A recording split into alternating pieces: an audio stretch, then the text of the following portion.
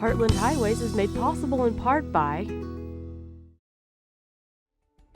Consolidated Communications offers customers high-speed internet, digital phone service, and digital TV service packages that include high-definition channels, DVR, and hundreds of sports, movies, and music channels. More information on these services is available at consolidated.com. A new season of Heartland Highways kicks off in just a minute with a preview of our many adventures. From rock climbing in southern Illinois to rock quarries in southern Indiana, that's coming up next. Don't go away, we'll be right back with our premiere episode.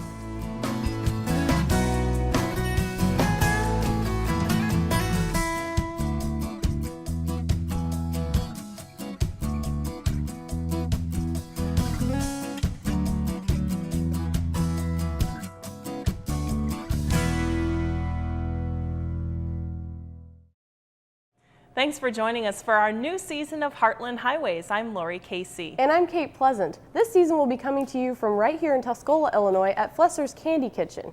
You may remember Flesser's from a story we did a few years ago on the show. Now we'll tell you more about Flesser's a little later in this show, but we want to get started by telling you about our first adventure, Calhoun County, Illinois. Now Lori, how did you find Calhoun County, Illinois? Well, kind of by mistake. We were over in that part of the state shooting another story about a year ago on Pere Marquette State Park. We saw a sign for Calhoun County and figured we had to check it out. Our adventure to Calhoun County started with just getting there. There are 3 ways to enter the county: by traveling north through neighboring Pike County, by crossing the Joe Page Bridge in Hardin, or by one of 3 ferry boats. Kate and I came from the Missouri side, so we took the Golden Eagle Ferry. As we enjoy our trip across the river, here's some history about the county. It was established in 1825 after it was split off from Pike County, which was formed in 1821. And Pike County entailed all the land from the confluence of the Illinois and Mississippi River clear to Chicago, west of the Illinois River. It was called a military tract. County seat was established here in 1847. The first county seat was on the west side of the county, sort of directly across on the Mississippi River side. Was known as Coles Grove originally, and then the name was changed to Gilly, and we don't know why, whether it was because of the Bible. And in 1847, the courthouse burned. This season, we also decided to stay close to home, so we'll be bringing you a show called Heartland Highways at Home. That's right. We're going to give our viewers a little sneak peek into the place that we work and the communities that Kate and I live in.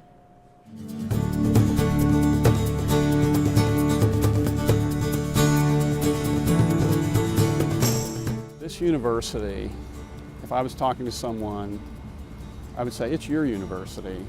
It's not our university, it's a state university, so it's your university too. And so you're welcome anytime to come on the campus, to walk through campus, to come in Old Main, to knock on the president's door, just walk on in and say, hey, could I see the president? And if I'm there, the answer is going to be yes.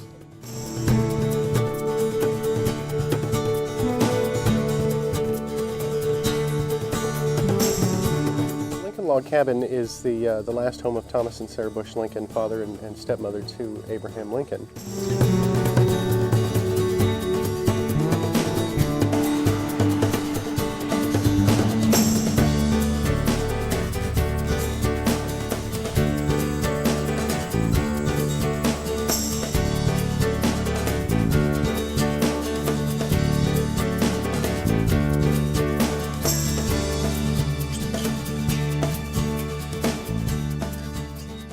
When I heard about a place in Illinois that was becoming a mecca for water skiing, I had to check it out. And when you told me that we were going to be water skiing and doing it on camera, I wasn't so sure, but you still talked me into it. Well, she was a really good sport. But the story about the Liquid Edge is a lot more than Kate and I being pulled behind a ski boat. It's actually a story about 2 people who have turned their hobby into a business. And boy, are they smiling all the way around the lake. Boating lifestyle that we lead is honestly, as long as there's gas in a boat, it's running. And that's kind of it. And if there's not people in our shop, we're on the boat. We live and breathe kind of the water and the water skiing. And And obviously, my wife and I couldn't ski 300 hours, so we just, if you're willing to hold on to a rope, I'd pull you. I mean, that was my whole, I didn't care. As long as I'm in a boat and somebody's in the water, I'm happy. If people weren't in the water, then I was the one jumping in the water, and I'd be so exhausted by the end of the day. But as long as there was somebody in the water, I'm always happy. The growth has been amazing, I guess, to see that there are so many people in Central Illinois that love to do this. I had no idea that there were that many people around this area that like to do what we do. So we've met a lot of great people by doing it.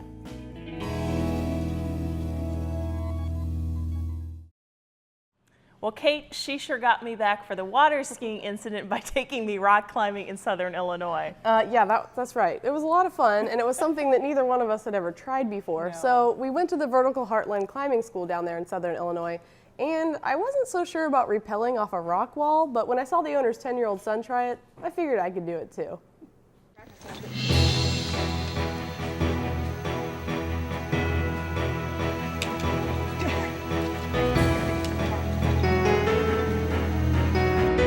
Essentially, there are two halves to our school here, our business, climbing service. We have a guide service where it's basically experiential in nature. We're taking people climbing who aren't climbers, and we provide all the equipment for them. We tie them in, and they get to come out and enjoy a climbing experience without any prerequisites, needed. We take care of lots of Boy Scouts, church youth groups, Girl Scouts that come out here. More often it's Boy Scouts, and we're serving a market from Chicago to Memphis, and then from east to west, St. Louis to Indianapolis.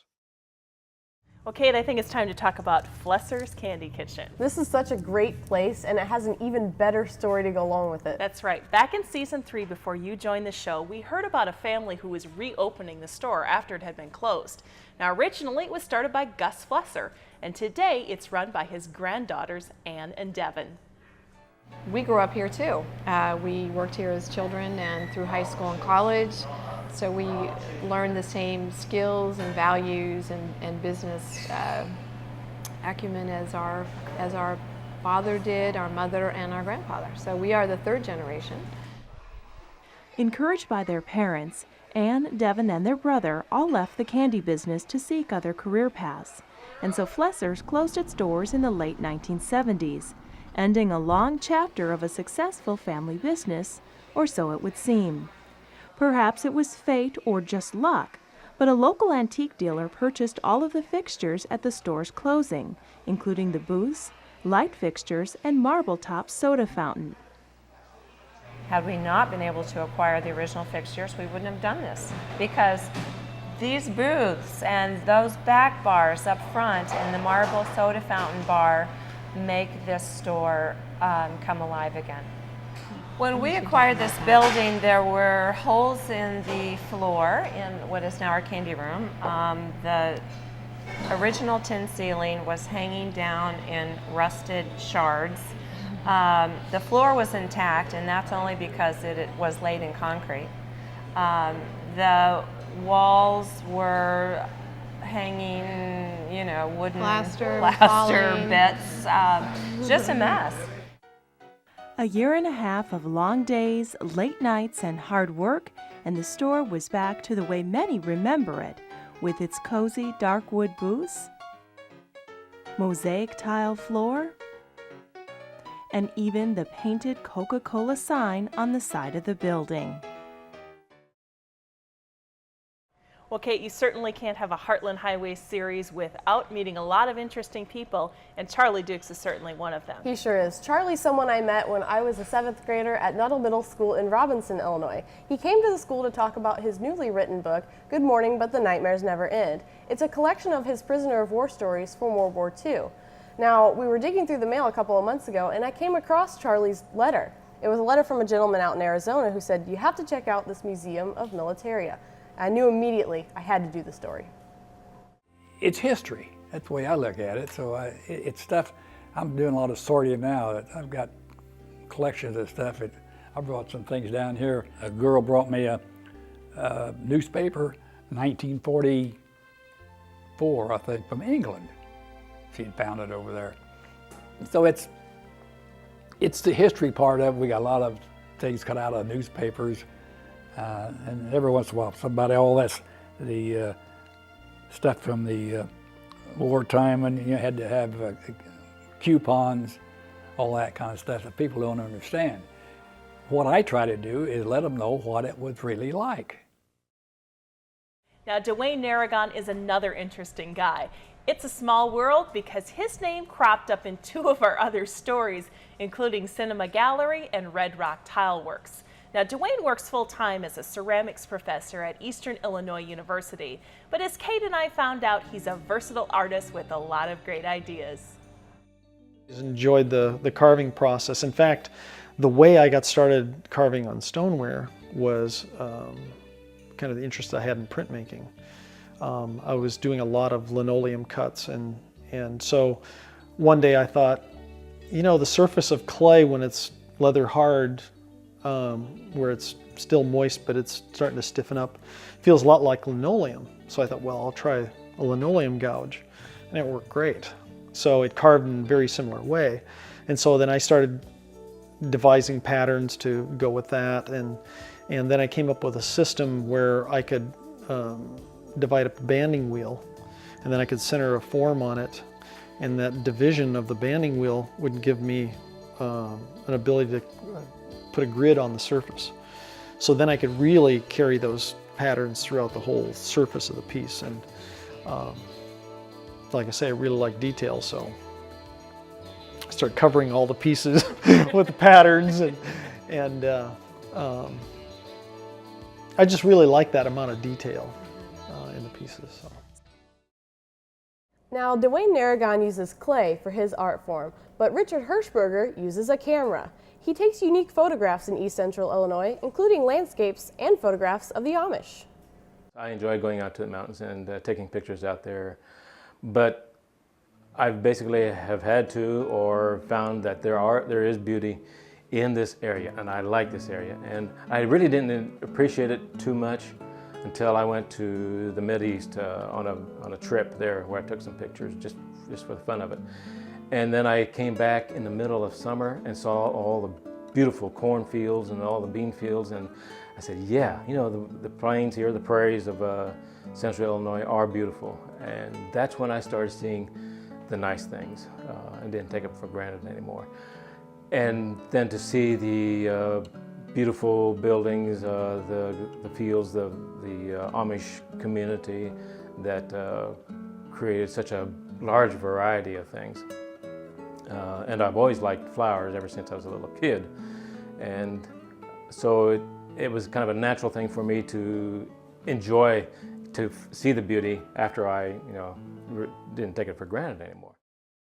Well, this year we discovered music being played in unique places. How in the world did you find the 341 Cafe? Well, it's in Wallace, Indiana, and there's only 60 people, so you got to know what you're looking for.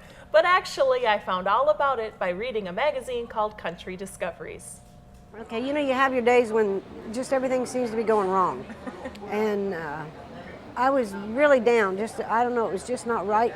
I was up at the register and I happened to look back this way, and in every aisle I seen a person hugging another person, and I thought, that's what it's about. So it just lifts your spirits and makes it worthwhile. Because that's what this place is for, just to give people 3 hours of happy. There's not a stranger comes in here. I mean, if they did, people make them welcome, and it's hard to explain. It really is. And if it had been in any other town, I don't think it'd ever work. Never would.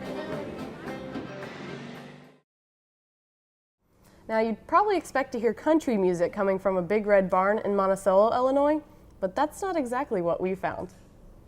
Well, the barn was built in, I believe, if the historians are correct, back in the late 19th century, early 20th century, not exactly sure. Built by Robert Allerton, and it was used as a barn. Hay storage and animals. You can see the stalls down there are still up in the lower level.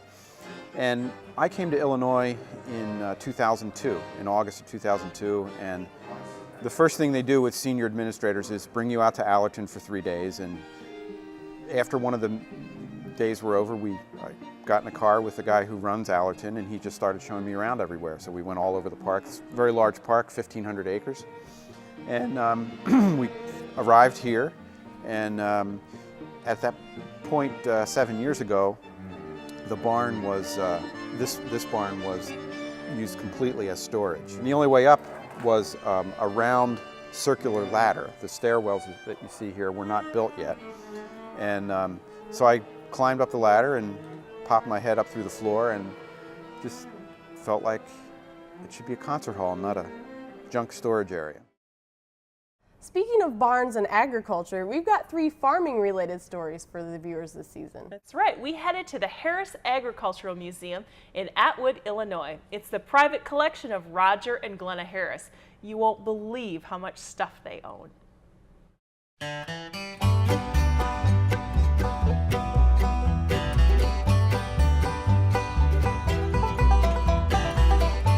From traditional farm tractors and equipment to household items of days gone by, the Harris Agricultural Museum has a little bit of everything for everyone. Located on the north end of Atwood within the Harris's business, the museum came about because Roger's restoration projects were getting in the way. Well, it was the fault of our kids. I would tear a tractor down in one of the other buildings, and just as I got it tore down and everything laid out so I know how it'd go back together, they would decide it was in the road. So they'd throw everything in a box and move it. And that got too big of a hassle, so we just decided to put this building up where I could use it for whatever I wanted to, when I wanted to.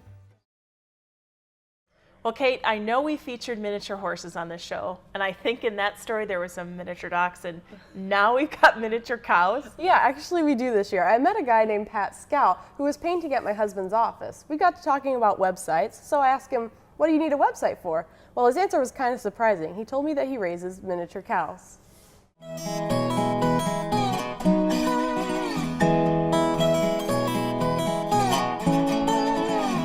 No, you don't need to adjust your TV. What you're seeing is what Pat Scout of Hickory Ridge Farms in Charleston, Illinois, considers normal in his line of work. He raises miniature cattle. Miniature cattle generally are a third to a half of what full-size breeds are. They are going to be in the 500-pound range, and they can go up to 800 pounds depending on what it is. Among people who breed miniatures, a miniature would be classified in the 36 to 42 inch range, and that's measured at the hip. While they didn't have any miniature cows at the DuQuoin State Fair, they did have other types of cows, sheep, and other things you'd expect to see at a state fair. That's right. Well, the DuQuoin State Fair is unique because it was once a privately owned state fair, all started by a gentleman who wanted to bring the Hambletonian trotter race to southern Illinois. Mr. Hayes started out with about 30 acres and then purchased the Black Beauty coal mine, which is the hills to the north, about 600 acres up there. And by some accounts, it's the first reclamation project in America where he went up with his own equipment, contoured what you see, planted his own trees, and made it a park-like area. Opened in 1923, the DuQuoin State Fair started as a horse breeding facility and harness racing venue, a passion of W.R. Hayes. Hayes worked to bring the Hambletonian, harness racing's preeminent event, to DuQuoin. From 1957 to 1980, the world's best 3-year-old trotters took to DuQuoin's Magic Mile track.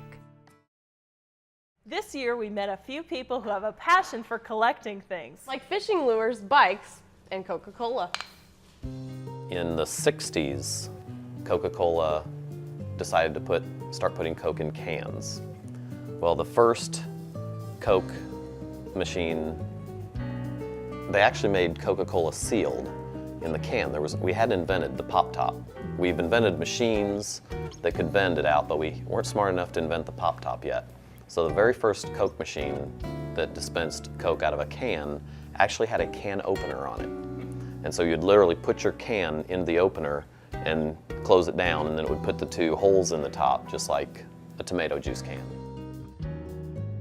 My first bicycle was 1948, and that's kind of what I'm interested in. The muscle bike crowd that bikes is made 65 up through 68 or so. They're younger guys, and that's the bike they had when they was a kid, or they wish they had.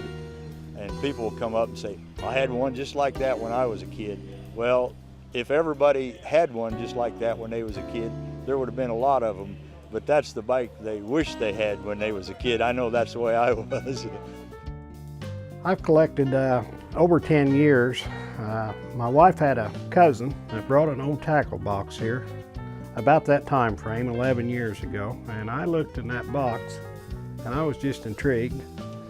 And I was hot to buy lures, and I suppose I should knock him in the head, but I've been hooked ever since. The old lures just turned me on. Indiana may be famous for basketball, but it's also well known for another product.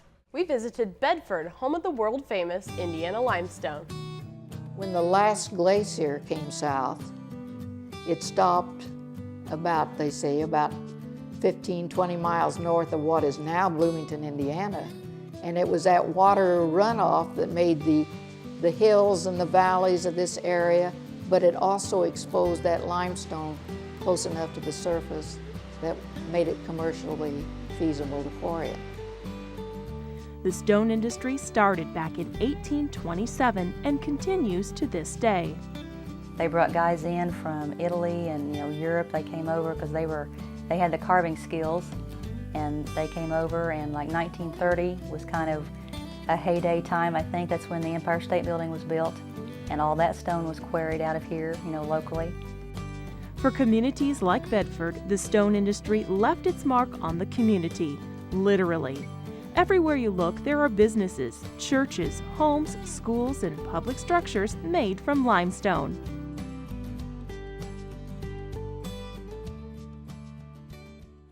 Our friends at Flesser's have asked us to help them box some chocolates here. So while we're doing that, take a look at some more adventures from this season.